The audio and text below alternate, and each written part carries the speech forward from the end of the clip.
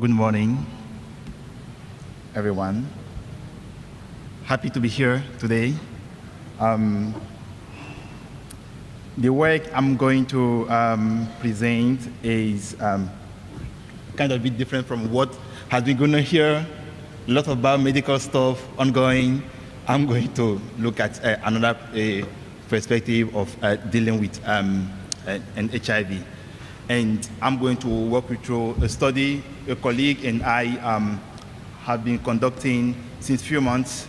And this work is titled Statistical Modeling of the Impact of Poverty Elimination and Access to Social Protection on Global HIV Incidence in the world. Let's start with those two maps. The first on the left showing the HIV incidence in the world among population aged 15 to 49 years old. And the second one showing the death rate due to HIV in the world. As we know, almost 1 million of people died from HIV. And this is a kind of one of the leading causes of mortality in the world, and especially in sub-Saharan African countries, in Southern African countries especially, where about 1/4 of deaths are related to HIV and AIDS. We know that the HIV incidence is decreasing, but not as fast as we would like.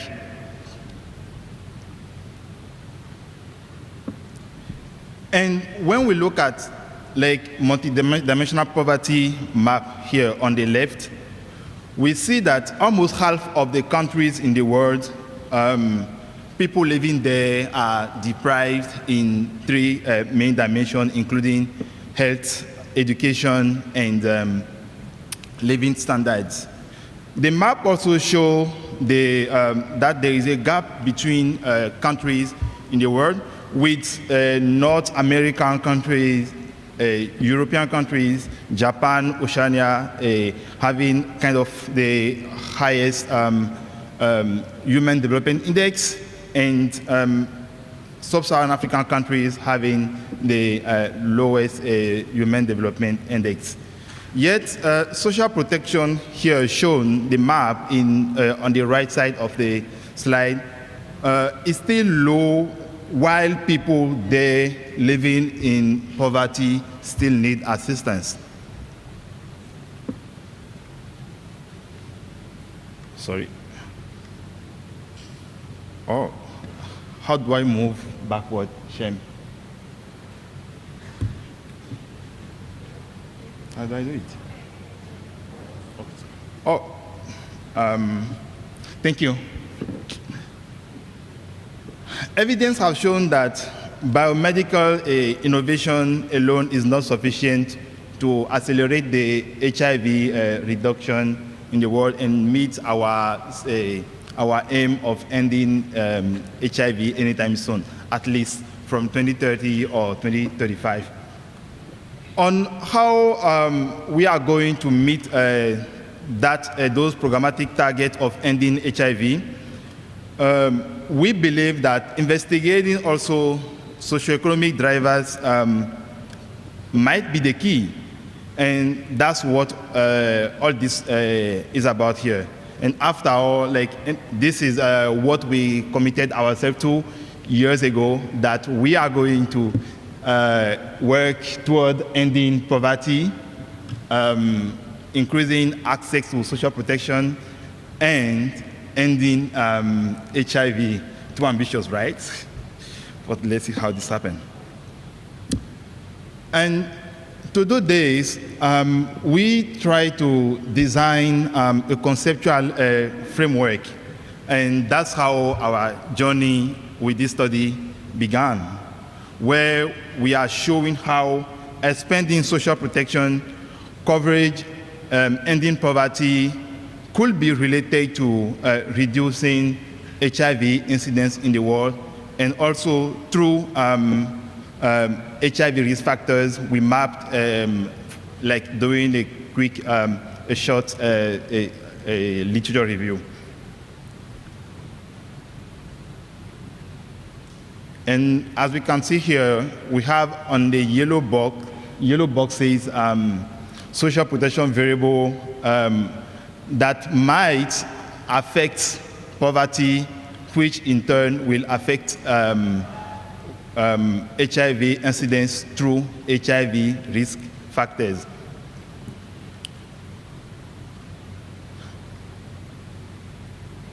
Okay.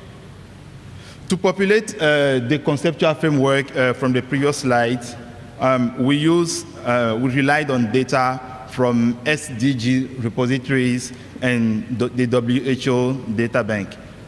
And social protection was operationalized as a measure that are designed to reduce vulnerability to falling into poverty, including labor market interventions, contributory welfare programs, cash or resource transfers.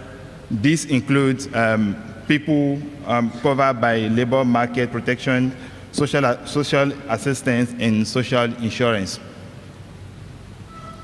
Extreme poverty was defined as living on less than $1.5 per day. Multidimensional poverty is a composite measures of poor health, education, and living standards.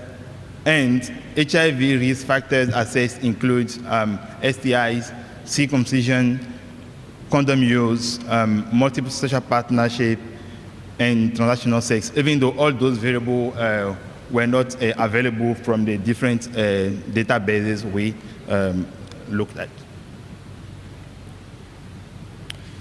So let's come back to this conceptual framework. I believe for some reason, and my co-author also believe that this is quite big and complex for a statistical modeling work. A basic analysis would be okay, but if we are going to do a proper modeling work focusing on social protection and poverty and how all these together are related to HIV incidence reduction, we need to make it simpler. To simplify that framework, we made two key assumptions. The first is that we assume that extreme poverty and multidimensional poverty might be similar underlying construct, and we are going to show this through a correlation analysis. And then the second assumption was that the intermediate layers here in pink boxes could be omitted, but before we omit them, we must make sure that a preliminary statistical analysis grant us the right to omit them. And this is what it did. The first thing, we are presenting here on the right side of the slide the correlation matrix between all indicators presented in the conceptual framework, the big one. And the darker the blue is, the stronger the correlation is, and positive correlation. And the darker the orange is, the stronger the correlation is, negative correlation. We found here that there is a strong correlation between extreme poverty and multidimensional poverty, 0.85 correlation, validating the assumption that they might be measuring the same underlying construct. Then we can decide to choose one. Then social insurance is like the only form of social protection correlated with HIV incidence. There's minus 0.84, and social insurance was therefore in our analysis used as the measure of choice of a statistical modeling of SDG 1.3, social protection. Thank you.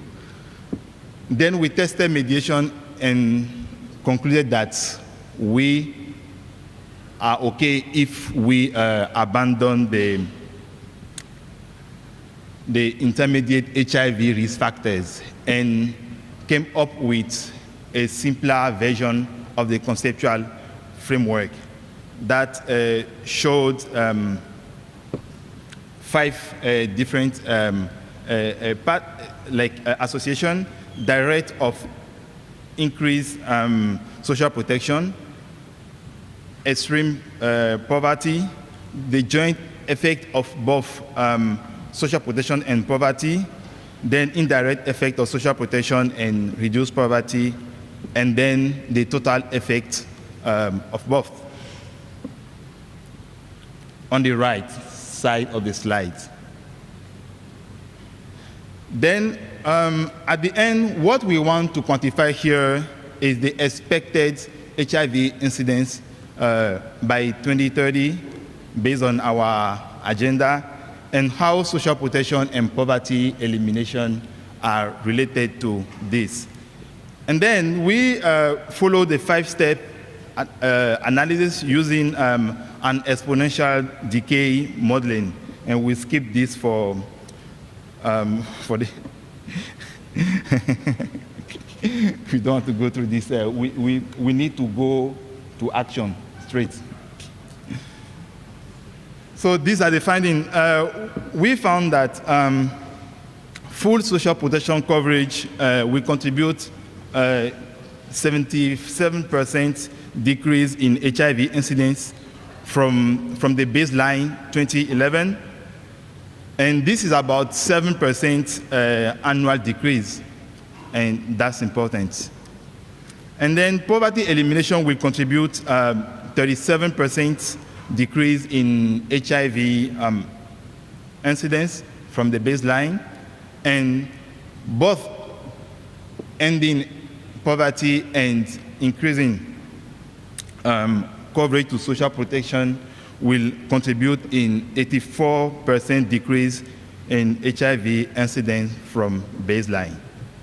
In summary, and this is where I would like us to focus on, and that's we have 2 minutes, Shem. So ending extreme poverty resulted in a reduction in global HIV incidence of 36.5% with 95% credible interval of ranging from 19 to 48% by 2030. Expanding social protection coverage resulted in a reduction in HIV incidence of 77% with the 95% credible interval ranging from 47 to 86% by 2030. And then both pathways together yielded a reduction in HIV incidence of 84% with lower limits of the credible interval being 45% and the upper being 95%. In conclusion,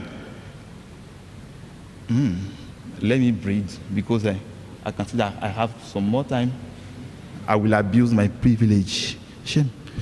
So, in conclusion, complete achievement of SDG 1 could have a substantial effect on the global burden of HIV, and we believe that cross-sectional approaches that promote poverty reduction and social protection expansion will be crucial to lower the HIV incidence in the world and accelerate progress towards ending the HIV epidemic.